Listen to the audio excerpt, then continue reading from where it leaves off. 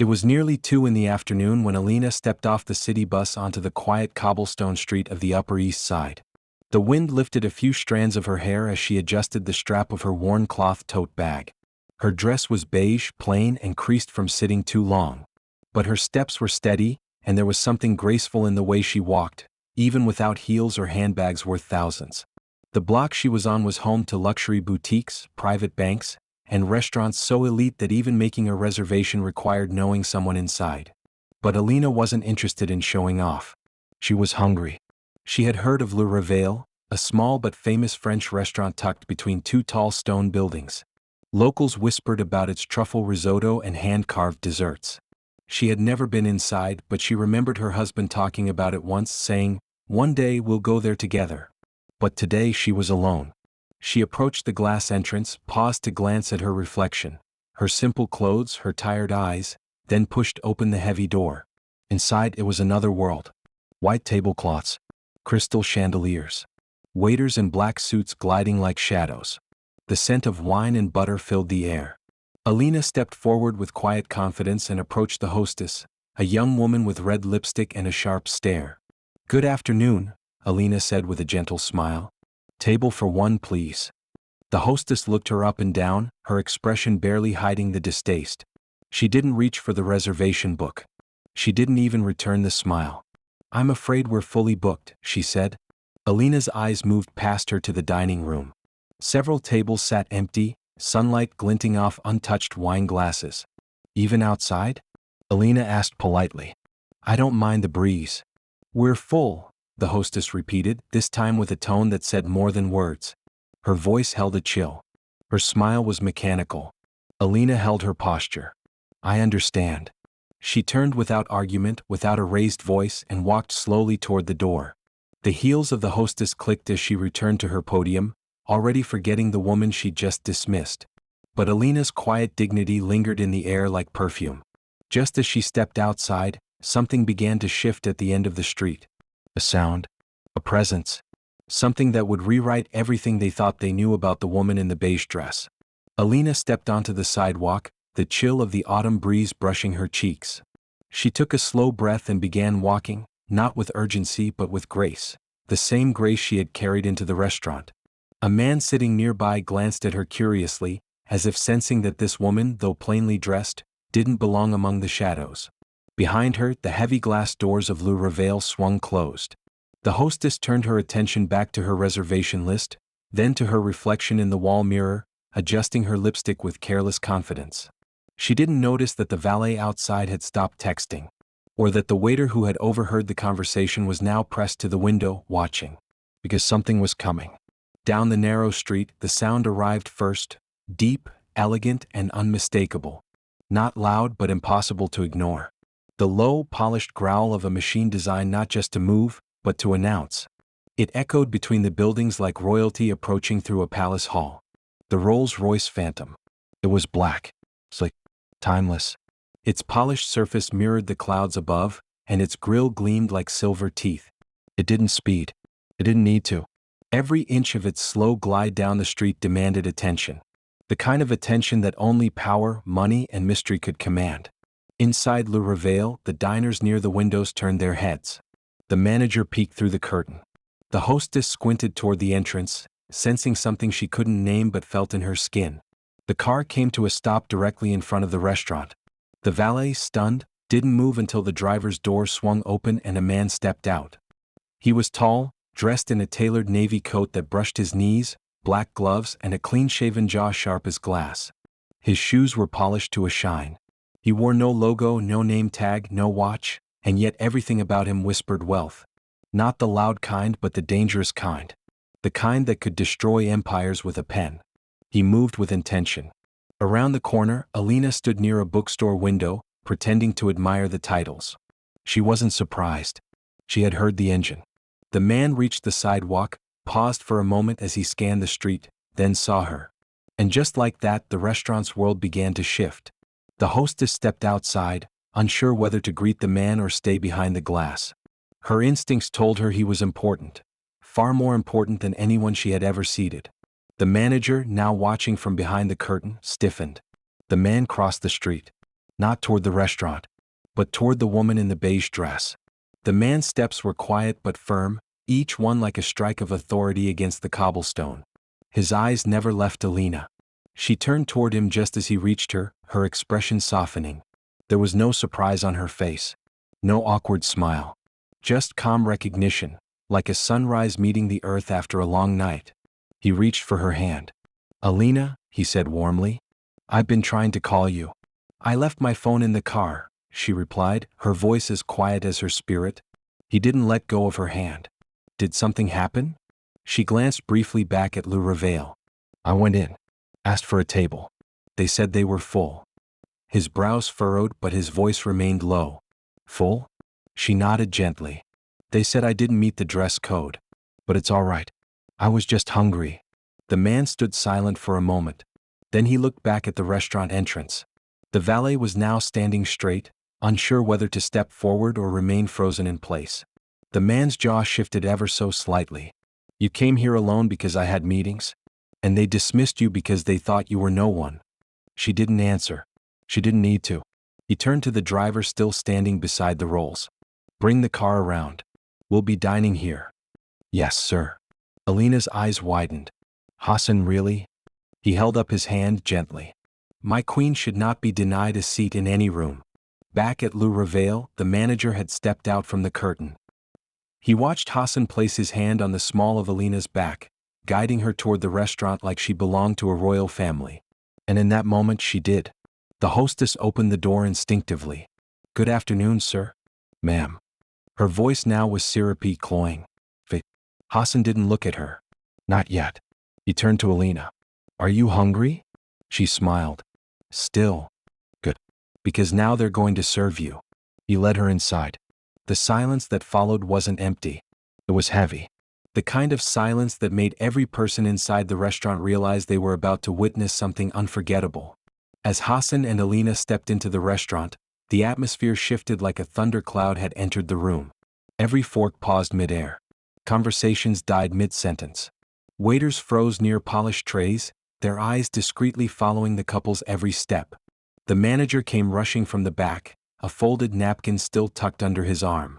He wore a practiced smile that tried to hide the sweat forming on his forehead. "Good afternoon, sir," he greeted, voice unsteady. "How may we help you today?" Hassan didn't respond. He stood tall in the center of the restaurant lobby, his eyes slowly surveying the interior, from the velvet chairs to the untouched tables, to the very podium where Alina had been dismissed just moments ago. Alina stood by his side, calm, yet noticeably uncomfortable under the weight of so many stares.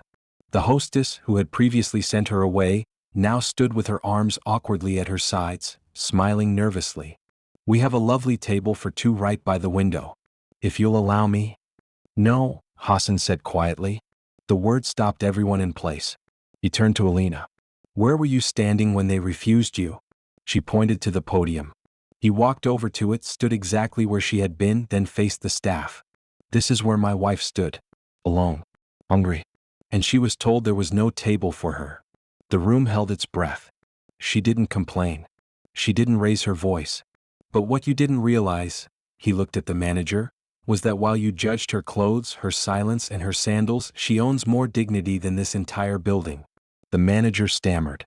"Sir, we were unaware." "I'm sure you were." A hush fell again. Alina reached for his arm gently. "Hassan, maybe we should just leave." But Hassan turned to her and smiled gently. "No, my love. You wanted to eat here. And I will make sure you are served the best meal they've ever made." He then looked at the stunned staff. "Set the chef's table. Right now. And bring your head chef out. I want him to hear what kind of place he's cooking for." The manager bowed clumsily and rushed off. Customers watched in complete silence, not out of fear but out of awe. They weren't just witnessing a rich man protecting his wife. They were witnessing a man rewrite the rules of respect. Minutes later, the chef himself emerged from the kitchen. A tall man in a white double-breasted coat stained lightly with truffle oil and heat. He had a stern face, a slight limp, and the kind of presence that usually silenced the entire dining hall. But this time he wasn't the center of power in the room. He approached the couple near the podium, glancing once at Alina, then squarely at Hassan. "I'm Jean-Marc, the head chef," he said, his accent heavy with Parisian roots. I understand there was an issue at the front. There was no issue, Hassan said coldly. There was a decision. A poor one. Jean-Marc bowed his head. Then I apologize on behalf of my entire kitchen. My staff failed to recognize what should have been obvious: grace, class, and patience. Alina blinked, surprised at the chef's sincerity. Jean-Marc continued, my food is meant to honor people. Not status. Not labels. You deserve better. He turned to the manager who stood awkwardly behind him and gave a simple order. Prepare the private table. 3 courses. No interruptions. Hassan nodded once. Thank you. Moments later, the couple was escorted through a quiet hallway into the chef's private dining room. It was a small, elegant space. Just one table, one chandelier, and walls filled with vintage wine bottles and handwritten notes from Michelin critics. A single waiter stepped in and placed the menus in front of them. Alina looked at it but closed it gently. I just wanted soup, she said. The waiter nodded, disappearing swiftly. Hassan leaned closer, his expression softening for the first time. Are you sure you want to eat here? I'm sure, Alina replied. Because if I walk away now, they won't learn anything. She stirred her water glass gently, watching the light dance off its surface. I didn't want to embarrass them, she continued. I just wanted them to think. They will, Hassan said.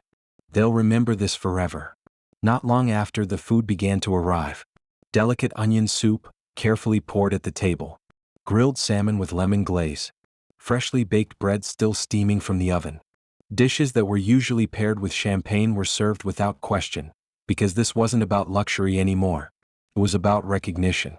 And as Alina ate quietly, the room outside began to shift. The same customers who had ignored her earlier now looked down at their own reflections in wine glasses, thinking deeply about what they'd witnessed. But the story wasn't over yet. Because Hassan had made one final call, and the real shock was about to begin.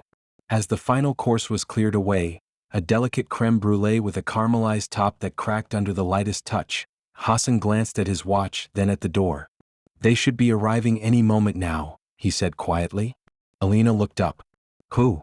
He didn't answer right away. Instead, he reached into his inner coat pocket and pulled out a slim black folder, placing it gently on the table between them. She raised an eyebrow, curious. What's this? Proof, he said simply, of who you are. Before she could open it, there was movement outside the private dining room. The door opened and the manager stepped in, flanked by 2 sharply dressed men in suits. They weren't part of the restaurant staff. The manager's face was pale. Sir. These gentlemen say they're from the Al-Farid Property Group, one of the men said, stepping forward. We oversee the leases of this building and 12 others in this district. The chef's private room fell silent. We were informed there was an incident here, the man continued. We reviewed the footage from the security cameras outside. A woman, this woman, he nodded toward Alina, was denied service in a manner that directly violates our hospitality code. The manager stammered. I wasn't aware that she was. Hassan stood. She is Alina Al-Farid, co-chair of the board. My wife. And as of 3 months ago, the sole name listed on the ownership papers of this building. The silence was thunderous. Even the chef's breathing slowed as the weight of those words settled into the air. Alina slowly opened the folder. Inside were property deeds, contracts, stamped documents. Her name was on all of them. I didn't want to be treated differently, she said, looking straight at the manager now. I just wanted lunch. The suits turned to the manager. You'll receive a formal notice within the week. Your lease will be re-evaluated. The manager's lips parted, but no words came. He looked utterly shattered, not because he was losing a job, but because he had failed to treat a human being with decency. Alina stood, folding the folder shut and tucking it under her arm. She turned to the chef and offered a kind smile. Your soup was perfect. The chef bowed low, as if bowing not just to a guest, but to a truth he had almost missed. As Hassan held the door open for her, Alina walked out with the quiet grace she had entered with. No anger. No gloating. Just dignity. Waiting outside was the black Rolls Royce, the driver already standing beside the open door. She got in. Hassan followed. And as the car pulled away from the curb, the hostess, the manager, and every staff member left behind could only stare in silence. Not just because they'd lost a customer, but because they'd been taught a lesson they would never forget. Moral of the story: true worth is not measured by appearance. Too often we judge others by the surface, the clothes they wear, the way they walk, the absence of expensive brands. But in doing so, we reveal more about ourselves than about them.